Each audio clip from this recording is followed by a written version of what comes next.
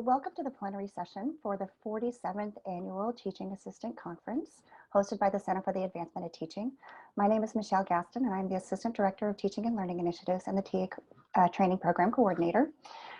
We are very pleased to have you all here today and to introduce our speakers today. We have with us Dr. Tyrone Howard, the Director for the Center of Transformation of Schools and the UCLA Pritzker Center. He's also a professor at the Graduate School of Education and Information Studies here at UCLA. And our second speaker today will be Dr. Jennifer Casey, Assistant Adjunct Professor from the Department of Chemistry and Biochemistry. And we are very lucky to have both of these individuals with us today. And with that, I'm going to turn things over to you, Dr. Howard. Thank you, Michelle. It's my privilege and honor to be here today and to share the stage with Dr. Casey. I think it's important that we have such forums to be able to help all of our current TAs, aspiring TAs, to find ways to get better at what we do. So I want to thank all of you out there who are joining, because I know for me, this is my 20th year at UCLA, and I've been fortunate enough to receive a number of accolades and distinguished teaching awards at the university level, as well as at my department level. But I have to say that everything that I do and everything that I learn and that I try to embody as a teacher, I use that word very intentionally, as a teacher, is tied to what I learned in my K-12 teaching experiences, but also in my TA experiences. And so I had the good fortune to have some TA experience during my time as a doctoral student at the University of Washington. And I think it is an absolute must that for anyone who wants to go into academia, that you have at least some experience doing some TA work. I think it helps to set the foundation. It helps to give us the grounding. You get to understand how to make mistakes and learn and grow from those mistakes. So I just want to spend some time with you today, walking you through what I think are some of what I call keys to being a great TA. And this comes from just the things I've learned over the years. I've had the good fortune to have some amazing TAs in my time here at UCLA, a number of them who have gone on to receive lots of acknowledgement themselves in terms of awards and recognition for what they do. And so I just want to walk you through this, and this PowerPoint is available to anyone who may want it. But let me jump into it. I want to talk through these 5 key steps that I think are vital to being an amazing TA. I would imagine that many of you probably already do these things we're going to suggest. So for those of you who are doing those things, keep doing them, because I think they matter. For those of you who are new to the process, yes, it can be intimidating. Yes, it can feel and seem overwhelming, but that's natural, and you'll get through it and you learn from it and you'll be better. So let me kind of jump into my 5 tips and tricks for being a great TA. I think the first thing you have to do, and one of the things I stress from the outset, is to understand that relationships matter in this work. And I always make it a point as a teacher, and I really try to impress this upon my own TAs, that the more you can build relationships at the start of the process, the better. You know, part of what you have to recognize, you're on this 10-week journey with your students. And I think what you have to do is, you can't be so fixated on content day one that you don't take the opportunity to build community. I think connecting to students is crucial. I think what that looks like can vary, but I always think it's important for the students to have some sense of who is this person who's in front of us. So the more you can talk about yourself, the more you can share some of your interests, talk about your background, what brought you to this work, why you do the work. It helps to humanize you. Oftentimes students walk into, discussion sections or even courses very much intimidated by the person who's in front of them and who is doing the teaching. You can help to bring the temperature down by sharing things about yourself, asking students to share about themselves.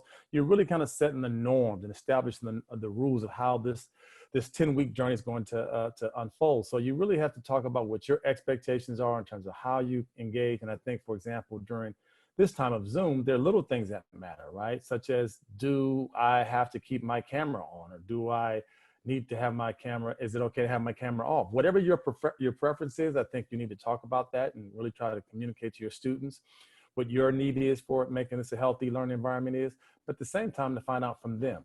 I feel comfortable talking about my family during these sort of first sessions. I just feel like it's a get to know you session, and not that you take the entire first day to talk only about the content, but I do think that the first 15, 20, 30 minutes to be able to kind of share some time to build and connect, I think is vital, because you're going to help to ultimately connect. Here's what we found. The research has told us that many students will determine what they think about you as an instructor, TA, professor in the first hour.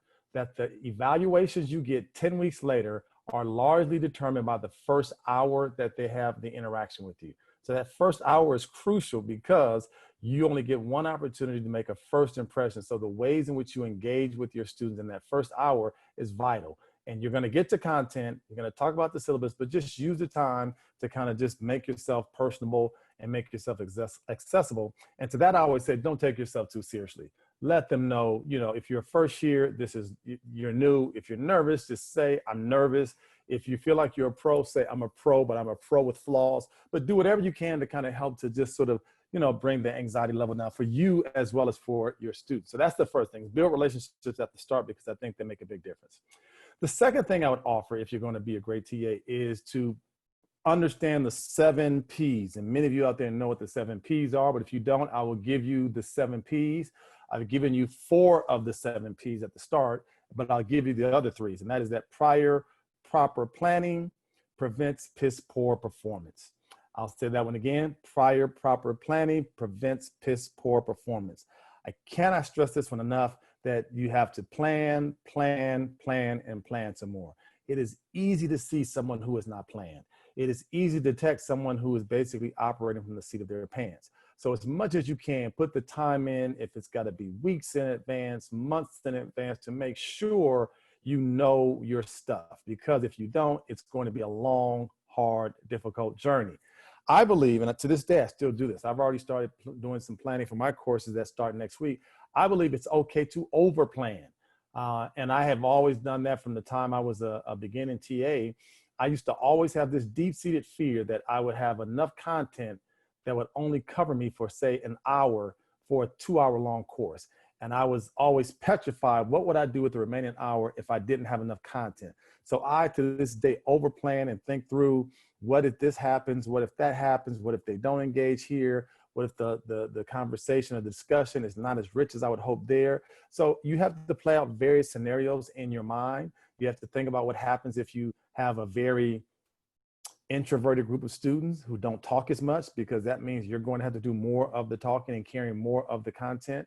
On the flip side, there are times where you have very talkative groups of students and you have planned extensively, but you don't get to everything that you've planned. To that, I would say that's completely okay. Don't fixate yourself so much on getting through everything you planned out. Fixate yourself on creating a robust, rich, and relevant learning environment. That's what's going to help to make that experience really beneficial for you as well as your students. So I know back in my early days, I used to think I had 10 things planned out and I was dead set on getting through all 10 of those things that I had planned for that particular session. But I may have only gotten through 5 and I felt like I was doing a disservice. I am just one who does not like to really shut down rich, robust conversation because I'm trying to make sure I cover everything I plan.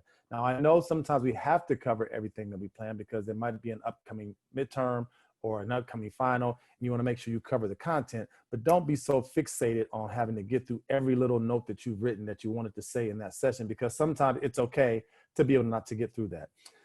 And I would also say, be well-versed on your content. You have to know your stuff, because if you don't know your stuff, students will see right through it. So if you've got to reread things 2, 3, 4 times, do that. I, to this day, even though I use some of the same readings that I've been using, say a year, 2, 3 years, I still reread them before I go into a class session, because I just want to always refresh my memory, come up with new ideas, new insights, new content, new perspectives, new analysis. I just always think that your content is going to be critical, but that content is only going to be as strong as it is to the degree to which you have planned. So after you've built those relationships on the first hand, the second part is to make sure you engage in those 7 Ps, the prior proper planning prevents, and I told you the rest, right? But understand that that's a big part of how this work plays itself out, okay?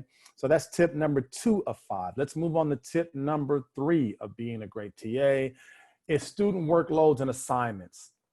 Let's be clear. I think that that first day of class, the more explicit you can be about assignments, the better.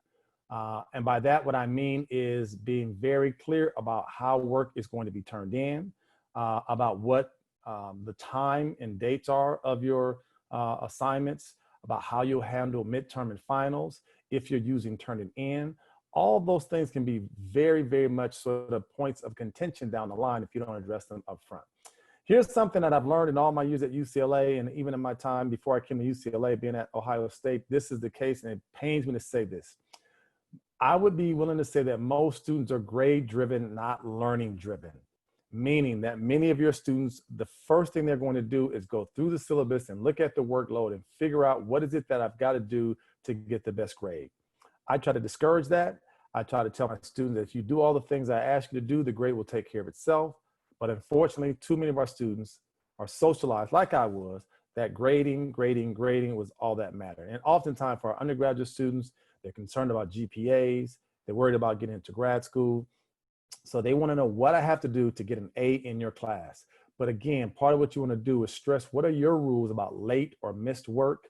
And I think that if there's ever any ambiguity about anything involved in the process of grading, always sort of make sure you defer to your professor and get him, her, or them involved in what the rules are going to be.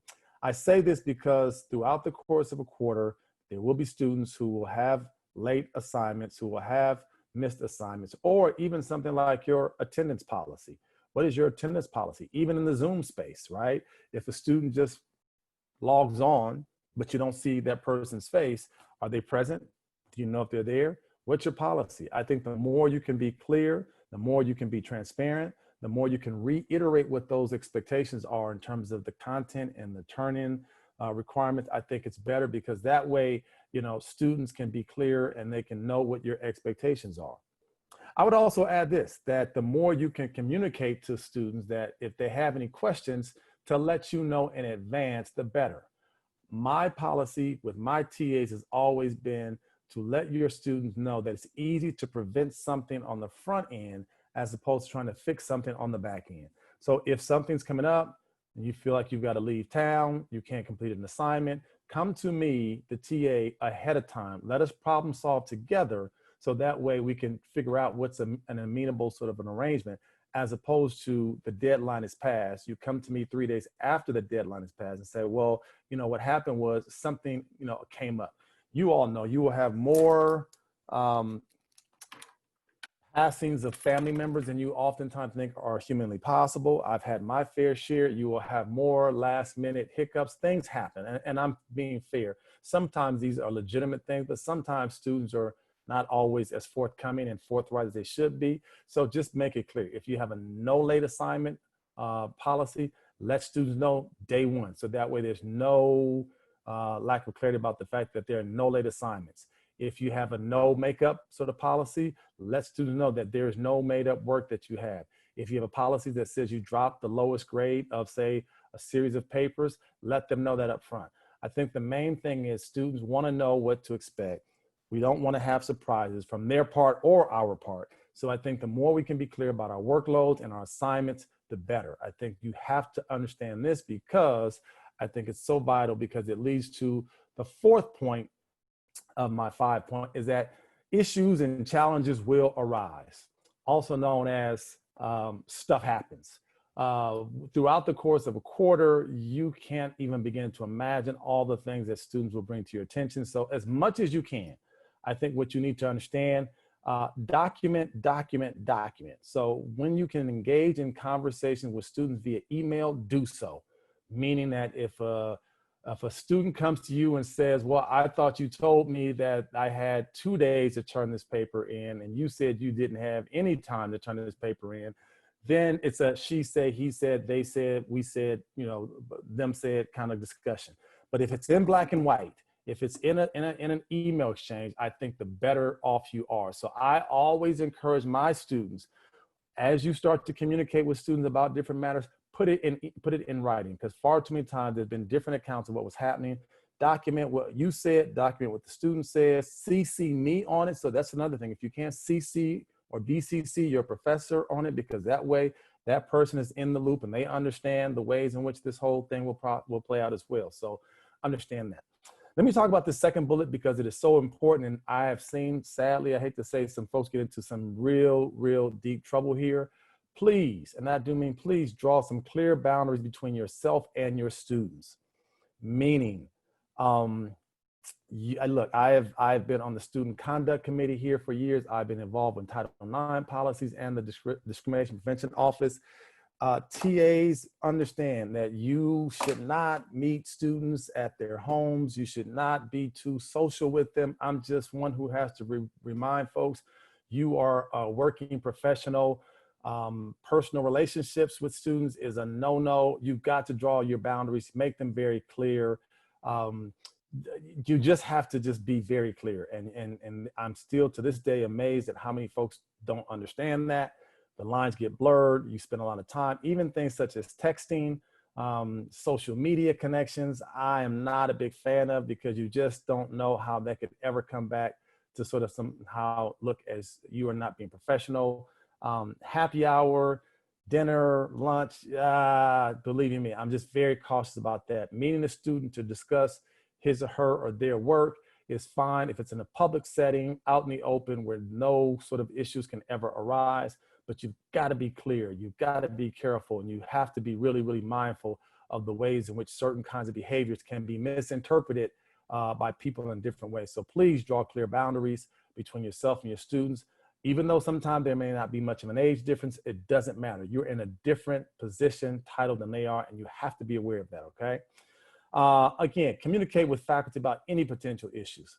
I always tell my students, if you have even the smallest hiccup, smallest issue, smallest concern, sort of loop me in earlier. Don't wait till the situation has gotten out of control. Don't think that you're able to handle it by yourself.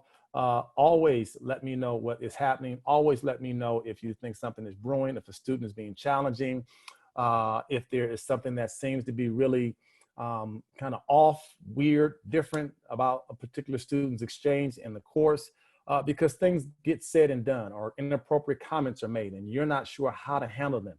And part of my reaction on that would be to not avoid them. I think it's important to, something I should have mentioned on day one, pronouns are critical. Asking people how they want to be referred to as is important, because you want to create sort of an inclusive environment. I think you want to be sensitive to people's identities.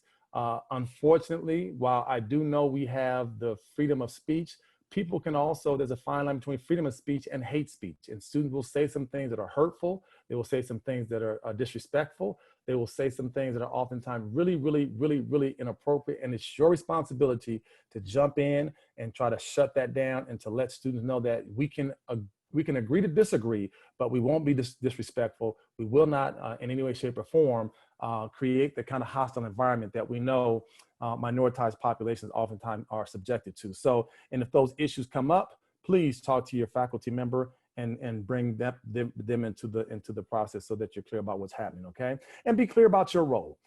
You're the TA. Some faculty members give TAs a lot of latitude. I know I do. Others are very much micromanaging. Know where your boundaries are in terms of what you can decide. Students will oftentimes say, well, look, if I'm not satisfied with what my TA has said about my grade, I'm going to go to the professor and have that person override you. I don't give students that kind of power. I put lots of power in my TAs, because the TAs know and have worked with the students better. So I just think it's important to not let the student try to pit TA against professor, because that's oftentimes not a good thing, okay? So just understand that stuff happens, issues will arise, document, know your roles, be clear, and you'll be fine. And the fifth and final thing I would add, in terms of what I think is so vital to doing this work and doing it well, is to remember the joys. Look, have fun. I think that teaching is an amazing experience. Have fun with it. We have some amazing students at UCLA. They are bright, they are energetic, they bring lots of ideas, insight, intellect, passion, commitment, lived experiences. Create the kind of classroom or learning environment where it can be not only a learning environment, but one that is full of stimulation and excitement, and people can bring different perspectives and different viewpoints into that space. Because what will happen is, for some of your students, they will look up to you. They will see you as a graduate student who is doing some of the things that they ultimately want to do. So they may want to ask you about your journey. So you will serve as a femtor or a mentor to a number of the students. But again, be careful of those lines I talked about, but some of them will come to you. They will ask you for letters of recommendation. They will ask, you know, could you kind of help mentor me or mentor me as I go through this process of trying to get to graduate school? And I think that's a great way of giving back, because while you may feel like you're still not where you want to be professionally, your students look up to you and they see just the opposite. They see someone who's very much focused, sort of on their journey and doing the things that they ultimately want to do. And I think that's a great, great, great attribute of this work. This work of TAing is a great experience. You learn so much about yourself. You learn so much about other students. You learn that you're probably a better teacher than you give yourself credit for. And even if you don't think you're as great as you are, the hope is that you get an opportunity to come back and do it again. And I think this is another way to help improve your public speaking skills, to think about how you can master your content. I have found that my years of being a TA were just so foundational and so important to where I ultimately became as an actual professor. And I would not have traded that experience for the world. Did I have mess ups? Of course I did. Did I have hiccups? You bet I did. Did I sometimes have missteps? I still have them to this day. But the beauty of this work is you get to come back next week or come back 2 days later and say, look, let me try to get this right. And I would close on this by saying, when you have those mess ups, when you have those missteps, own it. Say it in front of the students. Let them know that you are human just as they are. We all make some mistakes. We all have some missteps, and it's okay. This is a journey that we all want to embark upon together. And the more that students see you helping them to try to reach that destination with them, I think the better off you'll be. So those are my 5 tips, 5 strategies, and I'll stop right there and pass it on to Dr. Casey. Before we pass it on, Dr. Howard, we had a couple of questions in the chat that I'd like to pose to you. Taylor asked how to adjust for late assignments and missed classes in regard to the pandemic and declining student mental health. So specifically in this context, how should we approach helping? That's a great question. I think it's about flexibility. I'll be frank, in the spring, my students were carrying a significant, like all students, a significant amount of emotional stress. And I always tell my students, look, come to me if there's something that's happening that we need to adjust or modify. I'm willing to do that. And we eliminated our final. So I think you just have got to be flexible, be nimble. And even if you think that your faculty person that you're working with is not being as nimble, you might want to have that conversation with him, her, or them and say, maybe we should think about this assignment. Maybe we should eliminate. I always have ongoing conversations with my TAs because I want them to have just as much investment in this as I do. And so I think you just have to be flexible because it's still a very difficult time for lots of our students. And I think we should be sensitive to that. So I appreciate that question. Thank you for your response. You know, I think it's also really important that we are flexible and kind to ourselves because we're experiencing the same emotional stress too, Yep, right? absolutely. So thank you so much for being here today. I know you have to run, but we really appreciate your time. And thank you.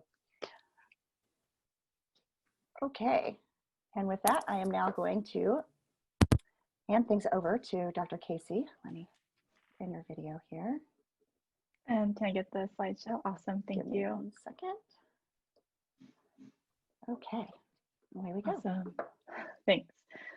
Hi, Dr. Howard has given us all a lot of really awesome advice. And one of the things he said was owning our mistakes, which is what I plan to expand upon today. Before I get into things, I want to first say that I am honored to be speaking to you all right now. I got my PhD from UCLA, and I remember attending the TA conference myself many years ago. If you actually go to the first slide, there's a picture of my ID card. Well, I don't even think the ID cards look like this anymore. But anyway, I was super excited to be starting my graduate career, and I was also eager to get into the classroom and teach. But during my very first discussion sections, I told rooms full of freshman undergraduates that the discussion section wasn't mandatory, and that an important aspect of college is that you can make decisions about how best to use your time. Yep, that is what I told them. So I think maybe we have Dr. Howard. Oh, sorry. So yes, that's what I told a room full of freshmen, that my discussion sections weren't mandatory. And needless to say, I don't think I ever had more than 5 students show up to a discussion section after that. And rightly so, because I was not spending much time preparing my discussion sections. I was definitely not taking Dr. Howard's tips, and I was drowning in my own coursework. So I know that I wasn't providing my students with anything that was truly worth their time. They were honestly probably better off just catching up on some much needed sleep. So I was pretty surprised by my first quarter teaching fail, given that I had tutored a lot as an undergraduate. So how did I handle the fact that my students did not think my discussion sections were worth attending? Not well. I get next on the slide. I essentially went through the 5 stages of grief. There was denial. I ignored what was happening, or I tried to, at least. It wasn't easy to deny it, given the fact that a classroom looks pretty sad when there's just 4 students in it. I was angry. I started saying things like, why are students so lazy? Why don't they care more about their learning? I was focused on blaming my students rather than admitting my role in the situation. I moved to bargaining. If only these classes weren't at 8 a.m., students would definitely show up. Then depression set in. I would tell myself I was the worst TA ever and that my students found me useless. But I finally got to acceptance. I admitted that I did not have the time nor mental capacity to create an amazing classroom experience for my students, and that had to be okay. I decided to take notes on what was working and what wasn't, with a commitment to make informed changes the next quarter. And while I certainly had a variety of responses to the situation, one thing I did not do was openly admit to anyone how much I was struggling. Not to my friends, and certainly not to my students, but more on that later. So how did the following quarters go? Well, something must have changed at some point if they asked me to talk to you today. So no big surprise that things did end up going better. In fact, every quarter my sections were getting better and better, and eventually I even won a departmental teaching award. So how did this dramatic change occur? With a whole lot of effort. Every quarter I would take meticulous notes of what was successful and what I wanted to change. I would talk with other TAs about what they were doing in their sections. I would ask students how they felt about what I was doing, and I would carefully observe how different instructors taught and managed their courses, and then I would adopt techniques that seemed useful. And at some point, people started saying things like, Jenny is a natural teacher, or teaching comes easily to Jenny, but that wasn't the truth. I certainly was not born with some innate ability to manage a classroom. But what was true is that I put in a whole lot of effort to become a more effective teacher, even if it looked effortless to the outside observer. In general, we seem pretty obsessed with the appearance of effortlessness. Just take photos, for example. We see one perfect picture on social media, but what we don't see are the 15 other photos that were taken beforehand. Or we watch videos posted by people performing crazy stunts, yet we don't see all of the practice runs and failed attempts. We seem to be inundated with stories of those possessing natural talent, but this is a dangerous narrative, because if we truly believe that these impressive accomplishments happen without sustained, dedicated effort and countless mishaps, then we may give up when something doesn't come easily. And this brings me to the idea of growth versus fixed mindsets. If we go to the next slide, I have some definitions for those.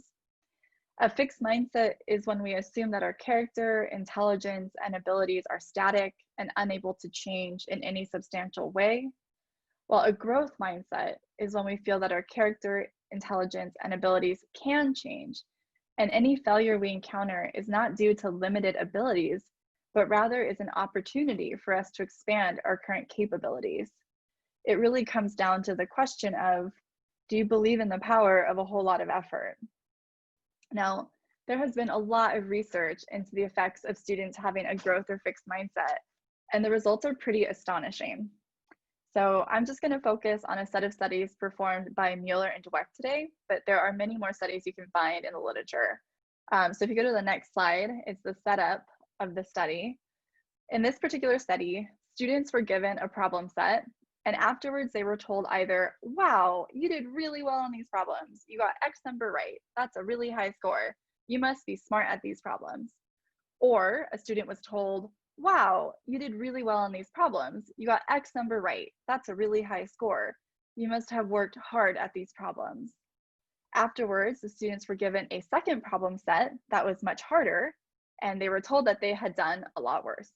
Then they were given a third problem set that was of similar difficulty to the first problem set. So if you go to the next slide, I am curious what you think the results of this study are. So let's go ahead and have everybody use the annotate feature on Zoom to put a sticker on your guess for these 3 results. So if you go to the shared screen, the PowerPoint slideshow, and go to view options and go down to annotate, you should have an option for a stamp, and you can put a stamp on whether or not you think these things are for the ability praised children, the children who were told you were smart, or the effort praised children, the ones that were told you worked hard.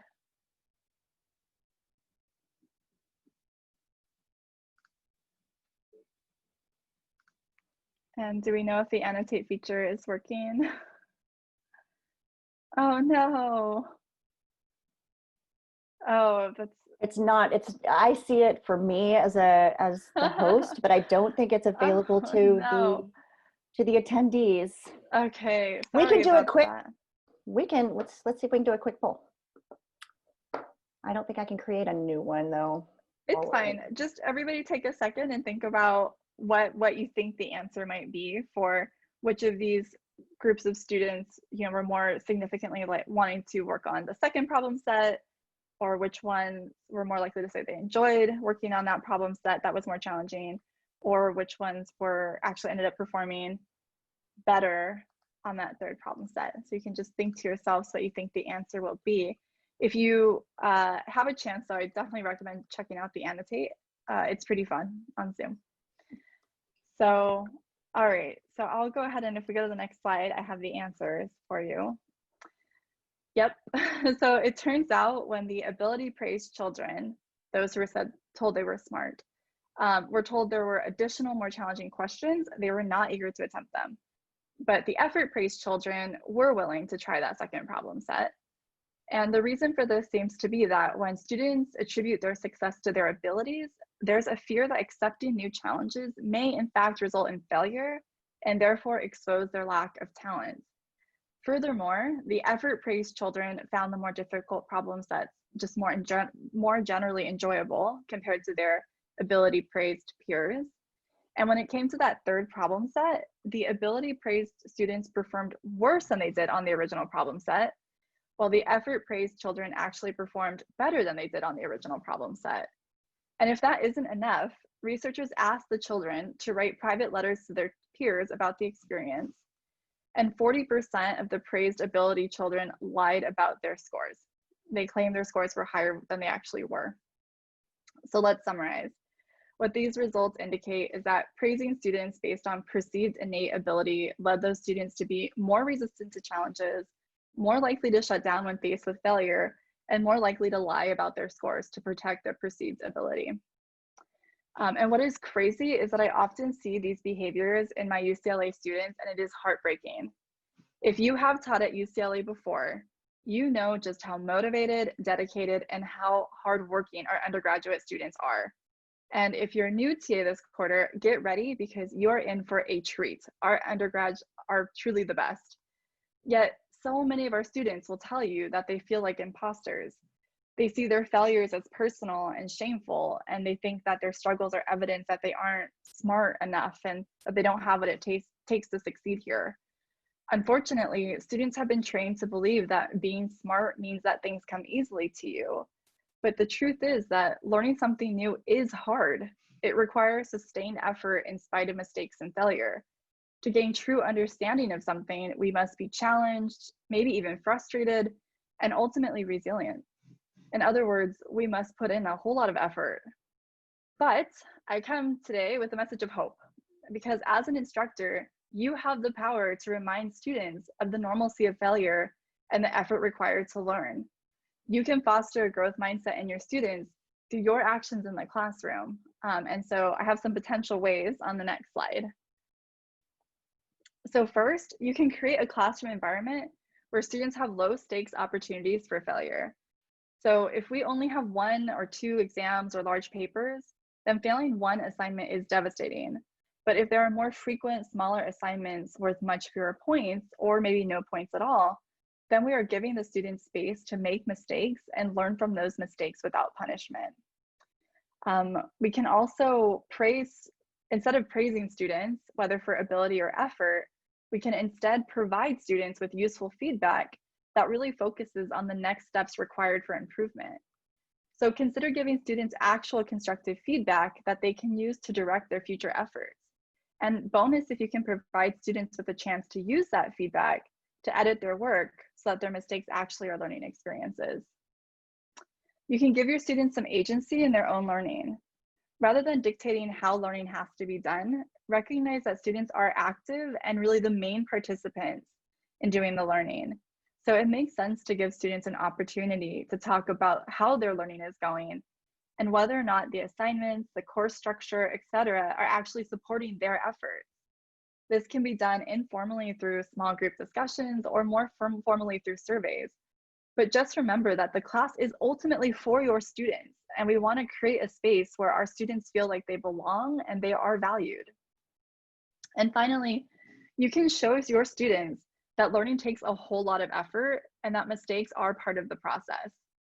You can do this by owning up to the challenges you are facing and the mistakes that you make. During during that very first quarter TAing, I had a unique opportunity to talk to my students about my struggles with teaching, but I chose not to take it.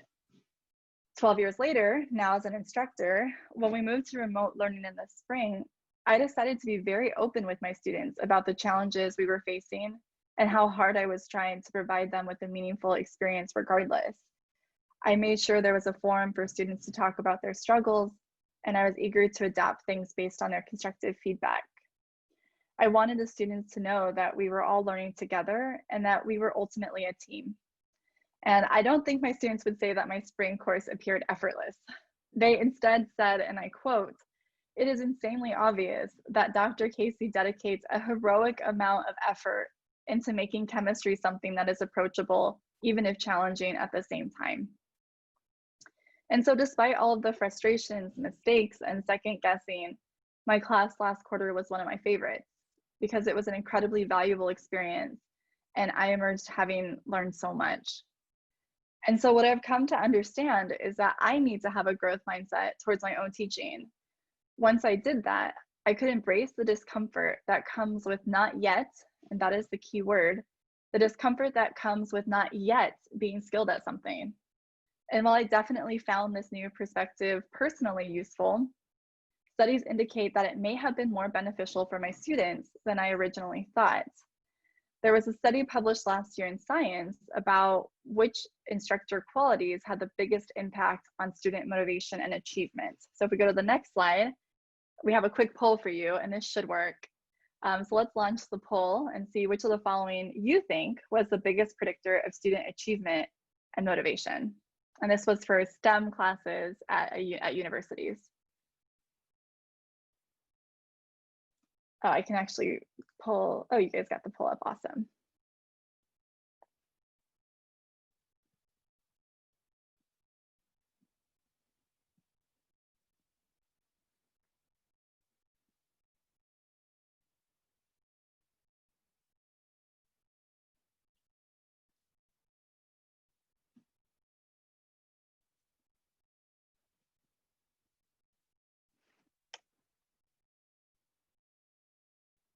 We'll give you maybe another 20, 30 seconds. Most people have submitted an answer, but there's still a few more.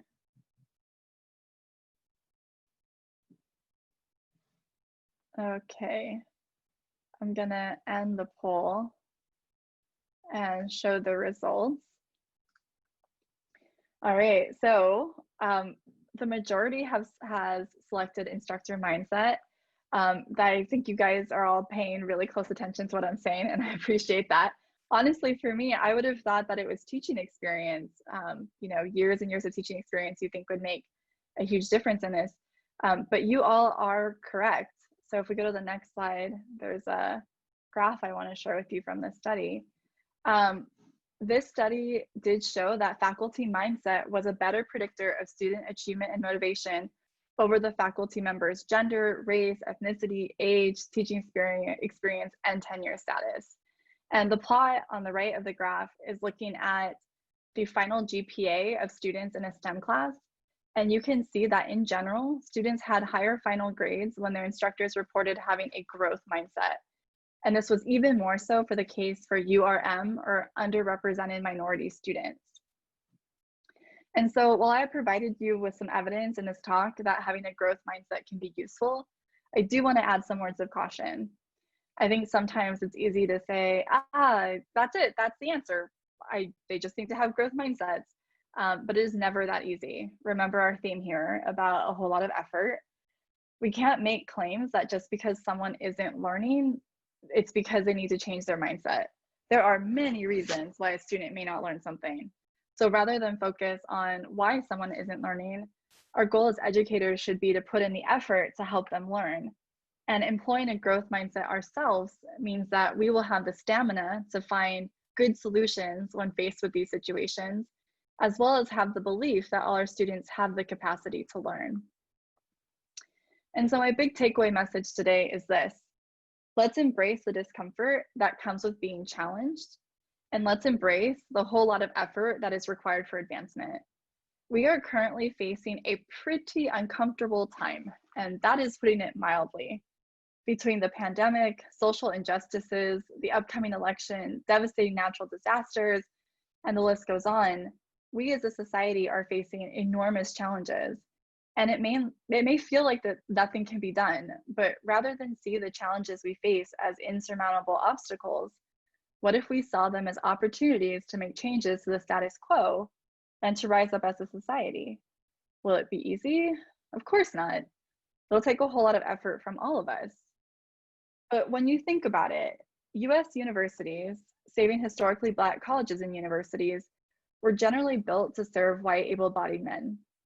The things academia value are generally based in white cultural norms, such as an emphasis on individualism rather than collaboration, or a preference for indirect, non-emotional speech. But times have changed, and the university needs to change as well. And while remote learning is certainly fraught with challenges, those challenges are forcing us to question how and why we do the things that we do as instructors, such as assessment of knowledge, incorporation of different perspectives, and creating spaces that anyone can access. Right now, we have a unique opportunity to address those challenges in creative ways that highlight the values we feel are important, rather than the values that were passed down to us by those who previously had the power to decide. And that really is the beauty of challenges. They provide us the space to grow so long as we are willing to put in the whole lot of effort required to do so. So when you log into Zoom and enter into that remote classroom, please don't think of this only as some temporary thing, not worthy of your time, since one day the pandemic will be under control and things will be back to normal. After all, whoever said we wanted things to stay exactly the same? So talk to your students, your peers, your advisors, your friends, and be open about what challenges you face and the whole lot of effort we all need to take together to make UCLA the place that we ultimately want it to be. Thanks.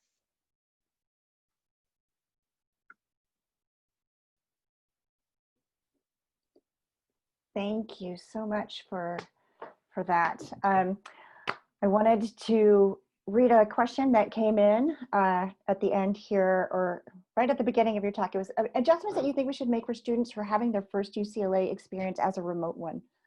What advice do you have for TAs for that?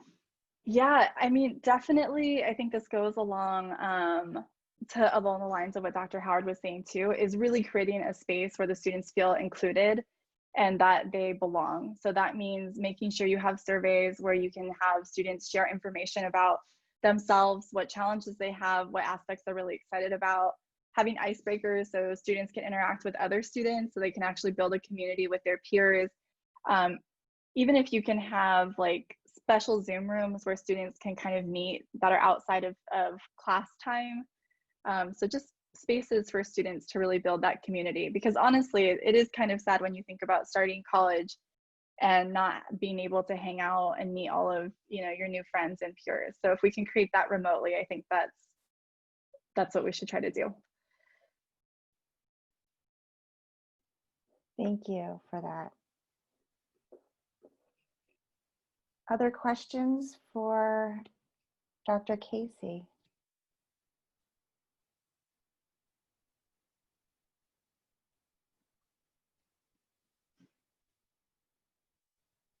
All right. I'd like to say thank you to you and to Dr. Howard, who had to leave us unfortunately early, but we appreciate you both being here and for taking the time to spend with us today. No, Thank you so much. Thank you for having me. All right, thank you.